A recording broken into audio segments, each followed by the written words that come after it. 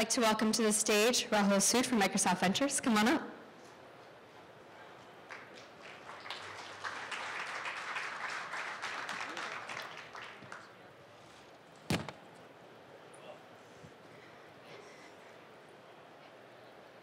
Hello, hello. Hey. Hey.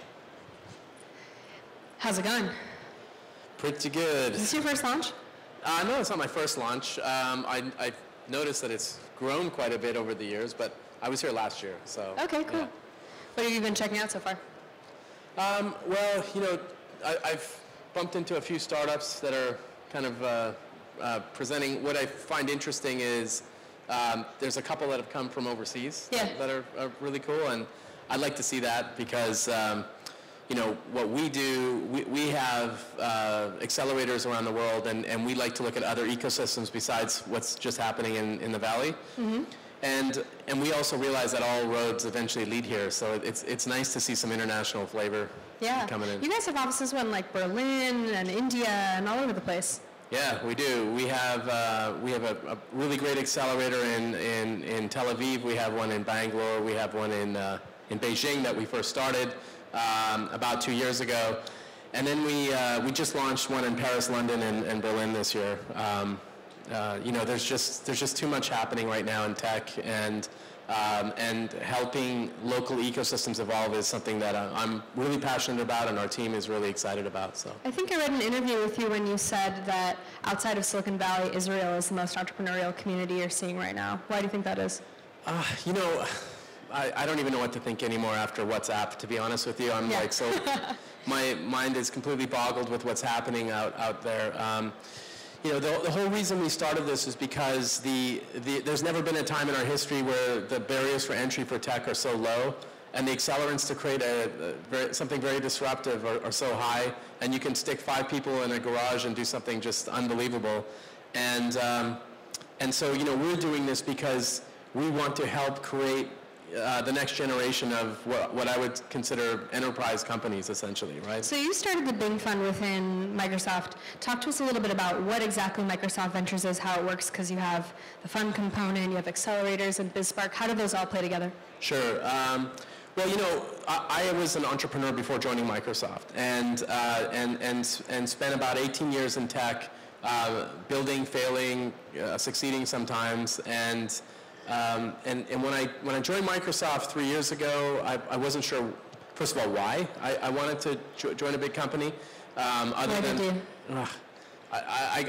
I had a very, very good person on the inside who brought me in and gave me, you know, just a great opportunity to come do whatever I could do to add value, essentially.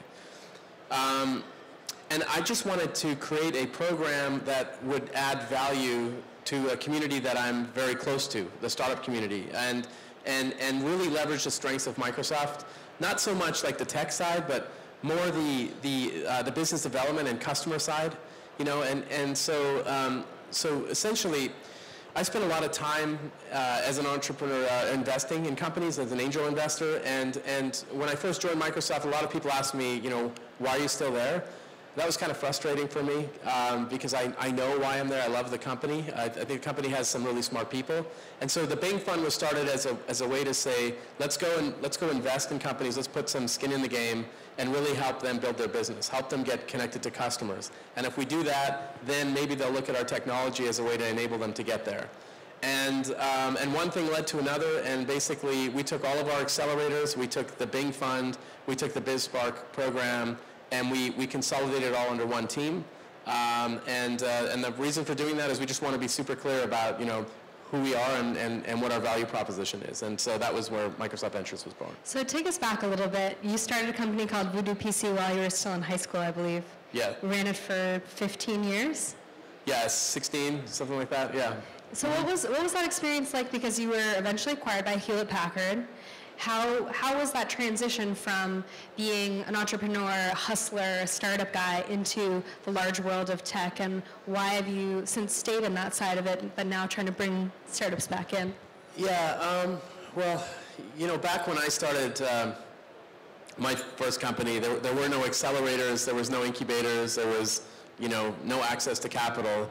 And being from Calgary, there's, unless you're a cowboy or you're in oil and gas, nobody cares about you. So that sucked. And we really had to create something that would be recognized on an international level. And that's essentially what happened with Voodoo. We went down, we created a luxury product in a commoditized space. So, if anyone ever tells you you can't go into a crowded space and create a great brand, they're wrong. Eventually after selling to HP, I never thought I would ever want to join a big company again. I guess I can tell you that as an entrepreneur, working outside, it's actually easier being an entrepreneur on the outside and not getting a paycheck than it is working inside a big company as an entrepreneur trying to create disruption inside a big company. It's very, very hard to do that.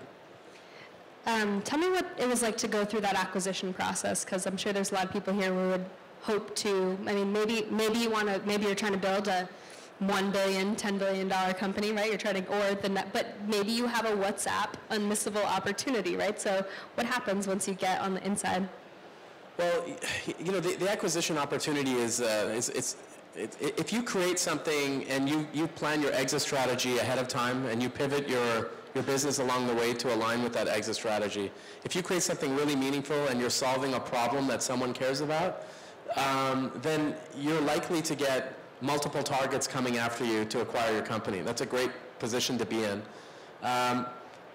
These days things are just so much different than what they were before, because now you have access to scale that I never had access to when I was building Voodoo. It was harder. Now you have platforms like Android and iOS and various clouds like AWS and Azure and things like this. You have access to scale around the world and solving global issues, which makes things even more interesting from an acquisition standpoint. But what I would say is if you're looking to get acquired, that's probably the wrong thing to build a business on. I think what's important is that you look for a problem to solve, and then you look for companies as potential acquirers to see if you're solving one of their problems, if that problem fills one of their holes. And if that's the case, expect if you're doing good work, they're going to come to you. You'll never have to go to them. And then you have to decide if getting acquired by them is going to align with your strategy and your vision. And if so, then you do it. Kind of that, are you Snapchat or are you WhatsApp? Like, what's the process when you're, a young startup with like crazy trajectory, right? Pretty and sure. You get a huge offer. Pretty sure the founder of Snapchat wishes he was the founder of WhatsApp right about now.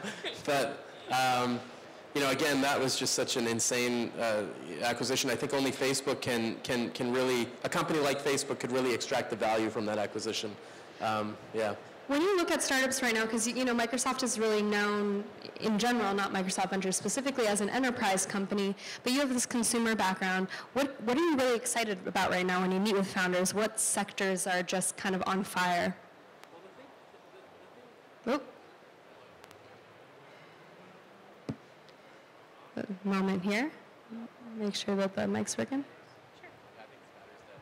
Sure. Okay, so what sectors am I most interested in?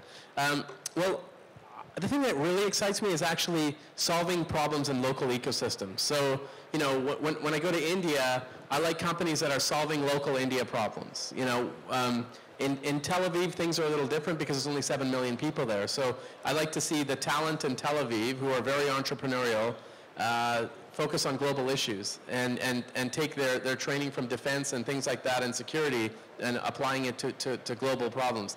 Every ecosystem is different, and so the thing that excites me the most is going to visit these different ecosystems around the world and seeing what people are doing and what kind of problems they're solving, because you always learn something new.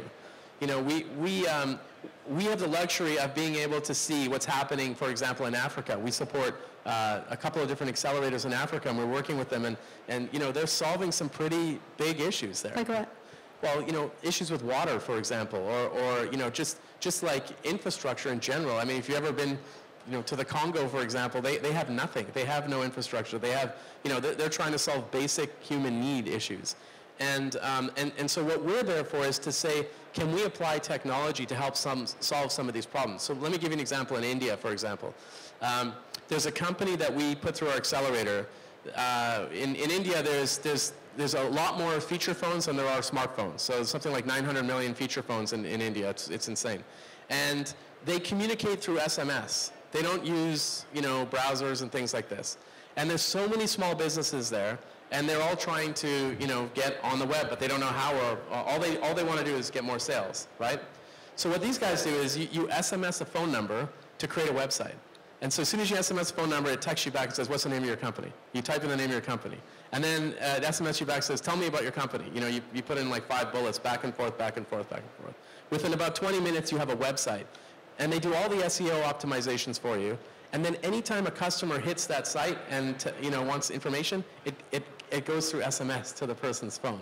It's an unbelievable business, and it's a local problem that you would not care about here in the U.S. But in places like India and Africa and Eastern Europe, that's the type of stuff that's super interesting. And when you're looking in those regions that are developing so rapidly or are looking to develop rapidly, do you see, have they skipped that kind of laptop, computer, tablet phase, right? Like, is everything on the phone, or where do you think that kind of infrastructural, technological innovation is going to come from? Is it all going to be on these small devices that are cheaper? I mean, I definitely think mobile is the future, no question. I would say that in places like India, wireless is probably an area that accelerated quicker than some countries. But the devices, the cheap devices and how they communicate is different than it is in other places. And even the mentality of the people, like if you compare Israel to India to China, it's all different. If I go to China and I look at what's happening in our accelerator there, we had companies when it first started that are doing pixel for pixel copies of every hot startup in the US and like rebranding it for China, and there's nothing you can do about it. But that's almost frustrating for me as somebody who wants to see innovation. But then, we're starting to see that evolve a little bit, where the locals are saying, like, let's come up with something different. Let's come up with something that's, for China, designed in China type thing. And it's neat to see that, and even when you talk about the people, like the people. So, for example, in India, the kids there are they're encouraged to be doctors or lawyers or accountants. They're encouraged to go to school. Parents don't encourage entrepreneurship. Educators don't encourage it. Educators want you to be an engineer. That's why they produced 1.5 million engineers last year. And government doesn't support it. But you go to Israel, and being an entrepreneur is a badge of honor. Everyone supports it. They're huge risk takers. It's neat to see that, right? And so we get to see talent like this all over the place and how ecosystems evolve. And I have a lot of fun doing this. You take a lot of meetings and probably have a lot of coffees all over the world. What's the sign that you're meeting with a really remarkable founder? What strikes you? Is it more their idea? Is it a disposition? And is there cultural variance in depending on where you are? I think the thing that strikes me the most and really hits a chord is when they know the problem they're solving and they know how big it is and they're super passionate about it, and that's all they care about is going in and solving that problem. You never know the valuation of a company at an early stage. You should, and I think we all know that in this room because this is the most mature ecosystem in the world. But you do have an idea. If somebody can explain a problem to you very quickly and basically say, here's the problem that I'm solving, here's the team that, that's doing it, and here's how we're going to go do it, that's really helpful for me. And sometimes you just see the problems that stand out, and you can easily separate the cream from the crop. I mean, even in Kansas City, I went there kind of just to see, and there was an event there called Pipeline, and again, people sort of ask or they assume, well, what's going on in Kansas City? Well, I promise you, what's going on there is basically the roots for what happens here. You're going to see talent from all over the world doing really great things and then eventually coming to Silicon Valley. So by the time they get here, they've already created something, they've already built and sold something. So, we get to see entrepreneurs at a very early stage before they become sort of recognized and go and build something even better. But I saw some unbelievable companies in Kansas City. I mean, multiple exit entrepreneurs who actually want to stay in Kansas City doing really, really cool things in agri-tech and things like that. It's just, you just don't see that here. So, is California becoming prohibitively expensive for entrepreneurship? California, yeah. Look, when you have exits like WhatsApp and that sort of thing, and real estate prices continue to go up, it's not hard to find great talent here. I mean, talent here is amazing, but I think that you have to think global when you're building a business. You have to have some sort of footprint where you have access to the valley somehow. What we're trying to do at Microsoft Ventures is help evolve ecosystems around the world, help entrepreneurs build something, and then have access to funding, people, resources in the valley as well. You're going to see more of us. I know that you probably don't see enough of us here right now. You'll definitely see a lot more of us in the next year in the valley. Yeah, tell us what's on the roadmap for what's happening locally. Or can you pull back the curtain a little bit? So let me just say this. Microsoft is, we're a company that is in a state of transition. There's so much excitement on the inside. We have this new CEO who's absolutely incredible. He's actually the guy that gave me permission to go consolidate all of this stuff and create Microsoft Ventures. Super amazing, forward-thinking person. We have challenges just like most Fortune 500 companies have these challenges where they're going through sort of a stage in their life where they need to figure out what's next, right? And in the startup space, I have to just say, as I said, when I first started at Microsoft, all my friends in the startup space were just saying, what are you still doing there, right? And it was frustrating for me because I know what's happening on the inside. I would say that, what you're going to see from us over the next year is, first of all, we know that perception has to change. We know that we need people to understand we are fully open source friendly. Our cloud is awesome. You can bring any stack you want to it, whether it's Node.js, Heroku, like we don't care, right? You can bring it, put it on our cloud, and then we can help you with go-to-market and things like that. We know that we can't have a conversation with a startup and say go build an app on Windows, for example. Especially if you're early stage. I mean, it makes way more sense for us to say let's first of all get you some customers. If we can help you get customers and it makes sense for you to get on Windows, then great, we'll do that. But we have to change the conversation. So our approach is much different from what it used to be. The company is evolving. The people inside are changing. We realize now that, look, if you look at Microsoft's biggest strength, it's our footprint in the enterprise, and it's our partner base. Basically, almost every Fortune 500 company is a customer or partner of ours in some way, shape, or form. And we know, at least we know, that if you think about today's startups being tomorrow's enterprise companies, we have to start building partnerships with them and helping them with their business. So we got a lot of work to do. Yeah. Tell us about the worst pitch you ever got as a VC. Ooh, well, I hate, not that I not to shame anyone, but to give a sense of do's and don'ts, right? It's like, yeah. there's a lot of folks in this room that are hoping to get meetings, that are out there hustling, and yeah. may want to know. So the worst pitches are always the ones where the person who's pitching doesn't listen, right? Or doesn't take a moment to answer the questions in a way that doesn't come across as arrogant. There's a difference between, a slight nuance between being passionate and being arrogant. And if you come across as arrogant, we just don't want to have a discussion because we know there's so many entrepreneurs out there. If you have an idea, there's 50 to 100 or even more people working on a very similar idea. We know that we have to be able to work with you and you have to be able to listen. And so arrogance is one of the worst things, and it comes across very quickly when you get pitched by entrepreneurs. So I don't know if there's like a worst one. I mean, I've seen some bad pitches. I've seen some pitches where they're pitching companies that absolutely make no sense. But I have to say, after what happened with WhatsApp, not to say that WhatsApp was a bad company or anything like that. I thought it was awesome, great company, great traction, well worth for Facebook to buy them. But the $19 billion number is going to create a mass exuberance with investors out there, dumb money, right, who will just say, oh my God, I want to go invest in any dog shit company that I can just to see if I can get an exit like that. And this is the start of a bubble. How much money what percentage would you say of what's out there is like frothy pets.com money?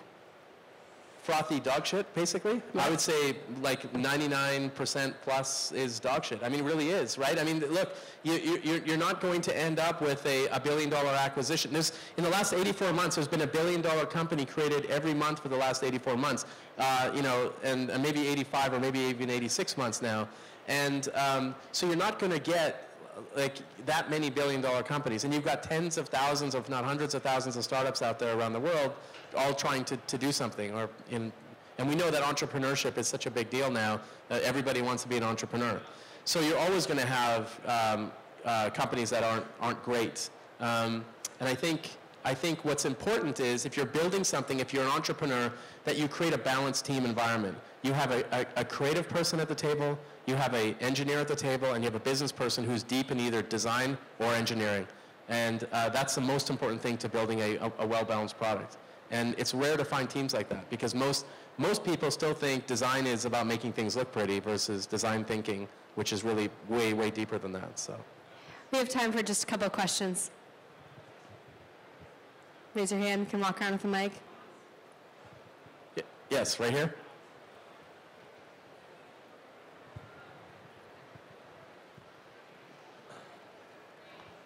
Hi, I wanted to ask about what type of people you guys look for, because a lot of the VCs and the startup sort of accelerators are looking for college people out of that have minimal maintenance. What do you think about startups that are built by founders who have daytime jobs and they're not just fresh out of college, they're just doing something on the side? So could you repeat that, please? I didn't. Maybe it's the monitors. Did you hear that? Yeah, the question is about. The question was, I think, what do you think about founders that are still working their day jobs, that aren't just fresh out of college? Is that right? Yeah. Okay. So every one of my failures, and I had lots, were part-time because somebody on the team was part-time. I was part-time. They all failed or ended up to be like really just useless kind of acquisitions. That's what the guy told me. I think, and I will not invest in or even bring companies in our accelerators that are not full-time. I think you have to be full-time. You have to make the bet. Part of being an entrepreneur is starving and really being hungry. And I mean literally being hungry. You got to come in. You got to pay the dues. Work 4 months, day and night. Many of us work many years paying ourselves nothing in order to build something. So you have to be full-time for it to work out. Yeah. Question here? My name is Vera. I'm from Brazil, and I just wanted you to explain to me a little bit what is the plan for Microsoft Ventures in Brazil. Great question. So we actually have accelerators. We're just opening up in Sao Paulo and Rio. We're partnered very deeply with Accelera in Brazil, and we have a fund there. So we make investments in companies, and we also help companies build and grow. So the biggest value prop we can offer in our accelerators is access to customers. And so if you think about Microsoft, just all up globally, we at the widest point of our funnel, we're looking for companies that are we're looking for entrepreneurs and companies that are high potential that we can bring into our accelerators and that we can eventually help grow, connect to our customers, and even be part of our sales channel. So in Brazil is something is kind of like the Wild West right now. It's an ecosystem that's just going gangbusters, and we're very serious about it. So, and I'm actually going out there in like a couple months to go see our space. Yeah. Everybody give it up for Rahul Sood. Thanks so much.